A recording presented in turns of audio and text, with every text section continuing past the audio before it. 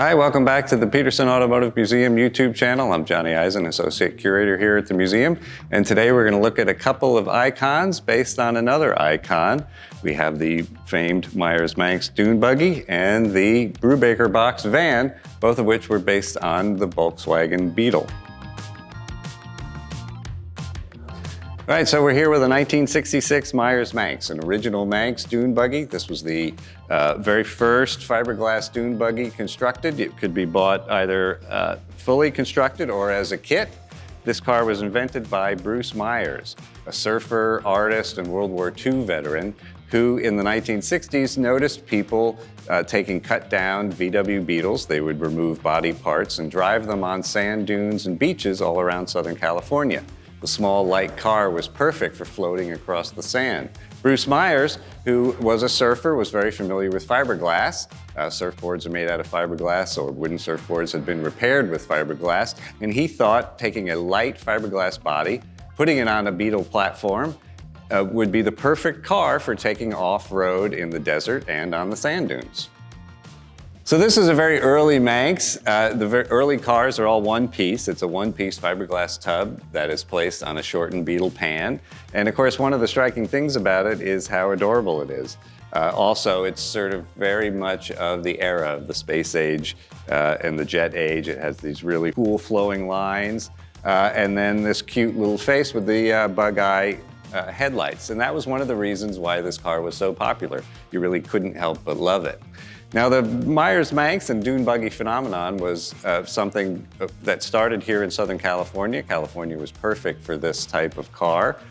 No roof at all. Great weather out here. You don't need a roof most of the year. And with our close proximity, not just to beaches, but to the desert, having something to drive on sand, that was the off-road fun that people in Southern California did at that time and still today.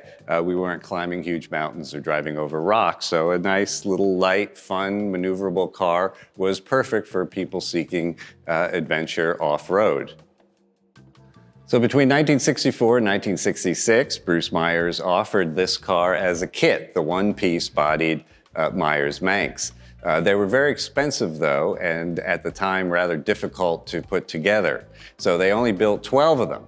Then in 1967, Meyers drove his original first built Manx through the Baja Peninsula, going north from La Paz to Ensenada. And he and a friend broke a record driving the route in 39 hours. And this created a lot of attention for the little car and showed its capabilities and boosted the popularity. But these kits were still rather expensive. So Meyers designed a kit that came in several pieces that was much cheaper because it was easier to ship and also was easier to put together onto the Beetle pan. So what is a kit car? We don't really see too many kit cars today, but they were pretty popular in the post-war years up until like the 1970s and 1980s. In the back of Road and Track, there were often many ads for different kits. That would be a body that you would order and it would come in pieces and you'd assemble it yourself on an older car's chassis. So the Meyers Manx used the Beetle chassis. There were many, many, many kits. That was probably the most popular car to put a kit on because they sold millions of Beetles. And back then, a 5 to 10-year-old car was considered kind of worn out. So you'd take your old Beetle, you'd remove the body, cut your floor pan in half, shorten it, weld it back together, and then attach your Meyers Manx body. And like I said, you had a lot of World War II veterans who were used to using mechanical skills, who were taught a lot of skills when they were in the Army. And this, even though it sounds like an incredibly complicated project to us, to them, this was something that you did on the weekends and that maybe took you a month or two, and you had this incredible new fancy-looking car.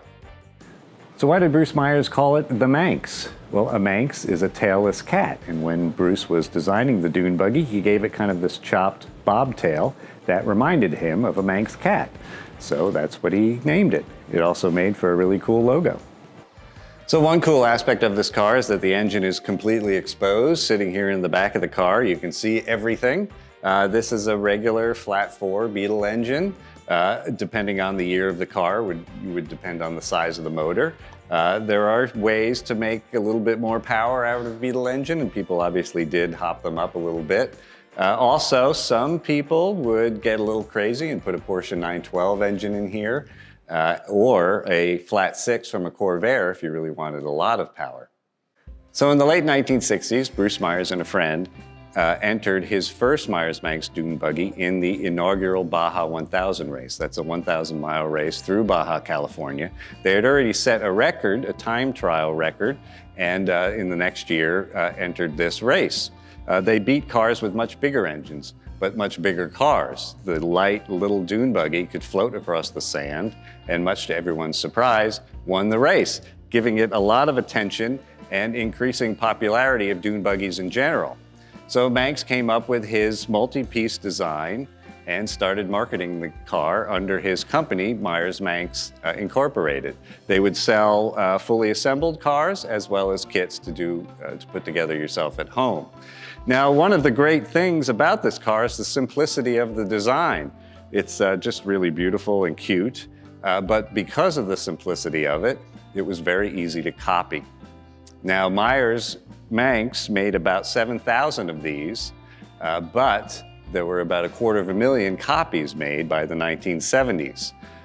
These were cheaper. They weren't as well made as the Meyers cars, but people didn't really know the difference. It looked almost the same. And so basically, because it was knocked off so much, that really put the poor Meyers company out of business. So dune buggies were a massive craze. Another craze in the early 1970s and late 1960s were surf vans. People would take Volkswagen transporters, put their surfboards in them, and drive them to the beach. But the VW van was a little stodgy by the early 1970s, and some people started customizing them. This gave a man named Curtis Brubaker an idea to create a van kit to put on a Volkswagen pan. And this is the result, the Brubaker Box. So with the Brubaker Box, Curtis Brubaker was trying to create kind of a lifestyle vehicle and kind of a surf van version of the Meyers Manx dune buggy with some unique features, one of which is this sliding door, which is a little bit difficult to work with, but it opens up to show us this groovy bachelor pad 1970s interior. We've got shag carpeting, we've got this cushy wraparound couch in back, and 2 bucket seats in front. Now this is the only door, so if you want to drive the car, you got to open it on the passenger side, close the thing, then climb over the passenger seat and get in the driver's seat. So you've got some great 1970s accessories in here. You've got your 8-track player, complete with the soundtrack to Superfly, and unlike many cars, a beer cooler in the dash. So this is a 1974 Brubaker Box. These cars were all built in 74, 75. Interestingly, though, it doesn't feature seat belts. Starting in 1968, it was mandatory for all cars to have seat belts in America. So why does this one not have them? It could be that the Beetle that it's based on was a pre-68 car, and so this is not required to have seat belts.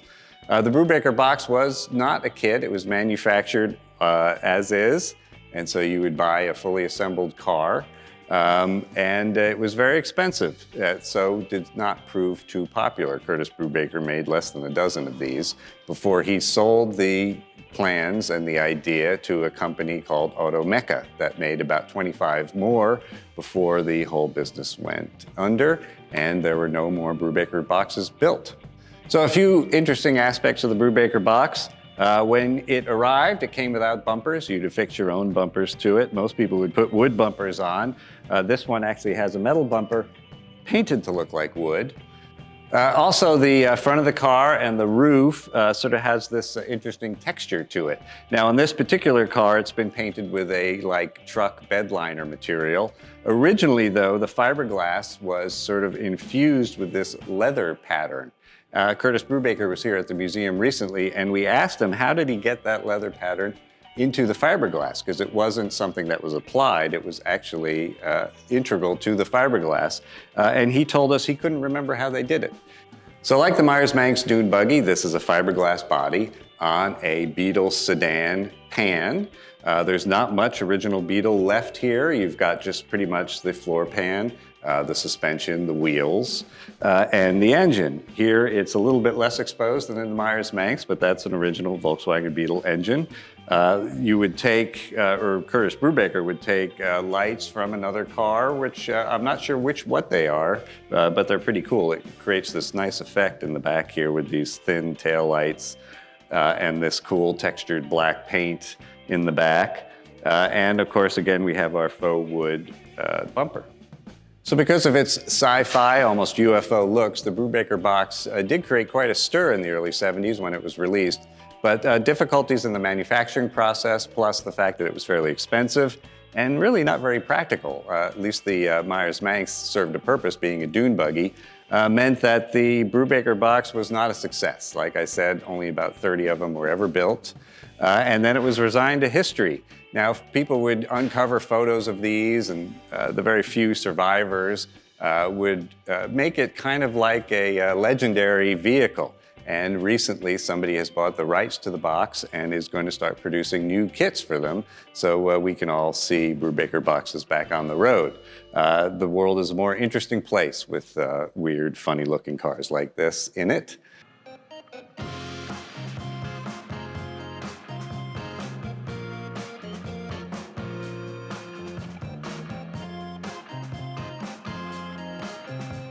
So that's the story of the Meyers Manx and the Brubaker Box. We're going to finish up here at the patio at the Meyers Manx Cafe.